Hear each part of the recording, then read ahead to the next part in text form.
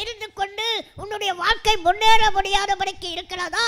உன்னுடைய ஊனம் என்கிற அந்த வியாதி உன்னை மிகவும் தடுத்து கொண்டிருக்கிறதா? இன்றைக்கு கர்த்தர் அந்த செட்டைகளின் கீழாக ஆரோக்கியத்தை கொடுக்க போகிறார்.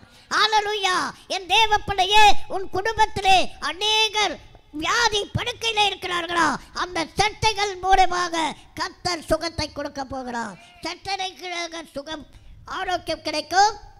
நீங்கள் வெளியே புறப்பட்டு போய், நீ வெளியே புறப்பட்டு போய் கொழுத்த கன்றுகளைப் போல வளர்வீர்கள். கொழுத்த கன்றுகளைப் போல வளர்வீர்கள். என் தேவ பிள்ளையே, கர்த்தர் உனக்கு எந்த இடத்திலும் குறைவுகள் வைக்க மாட்டார்.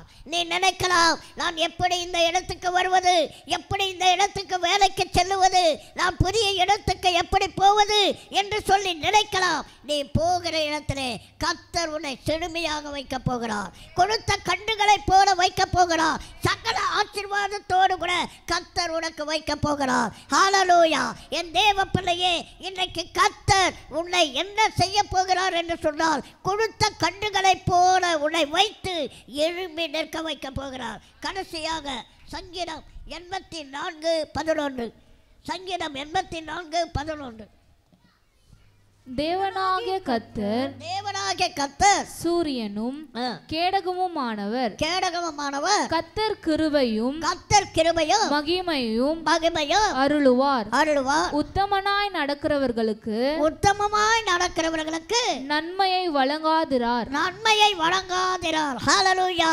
என் தேவ பிள்ளையே, இன்றைக்கு நீ உன்னுடைய உத்தமத்திலே, உன்னுடைய உண்மையிலே நீ இருக்கிறதினாலே உனக்கு நன்மைகள் கிடைக்கும், உனக்கு ஆசீர்வாதம் கிடைக்கும். என் தேவ பிள்ளையே, உன்னுடைய விசுவாசம், உன்னுடைய நம்பிக்கை இன்றைக்கு உன்னுடைய வாழ்க்கையை கர்த்தர் எழும்பி நிற்க வைக்க போகிறார். மறுபடியும் அந்த மீகா 7:8 வாசிக்கலாம். மறுபடியும் மீகா 7:8.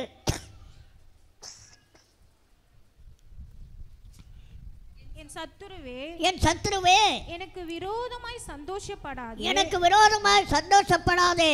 நான் விழுந்தாலும் எழுந்திருப்பேன். அப்படியே உங்கள் தலைமையில கைகளை வைத்து, உன் வலது கையை உங்கள் தலைமையில வைத்து முழங்கால் படியிட்டு இன்றைக்கு கர்த்தர் உன்னுடைய வாழ்க்கைக்கு ஒரு வெளிச்சமாக இருக்க போகிறார், ஒரு ரட்சிப்பாக இருக்கிறார். தேவனிடத்தில் ஒப்புக்கொடுங்கள். இன்றைக்கு நீ வாய்களை திறந்து நான் சொல்லுவதை அப்படியே சொல்லுங்கள். என் சத்துருவே, எனக்கு முன்பதாக சந்தோஷப்படாதே. நான் விழுந்தாலும் எழுந்திருக்க போகிறேன்.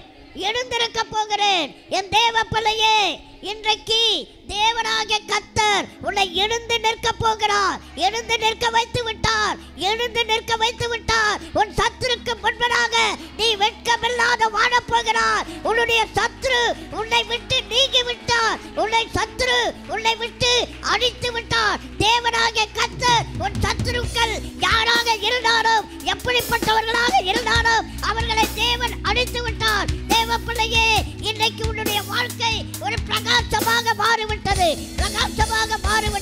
ஹல்லேலூயா.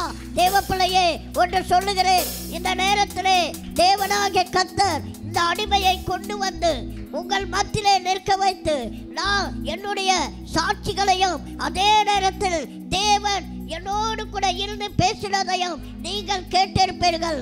ஆம் தேவ பிள்ளையே, எனக்குள்ளாக தரிசனங்களையும் நீங்கள் கேட்டிருப்பீர்கள்.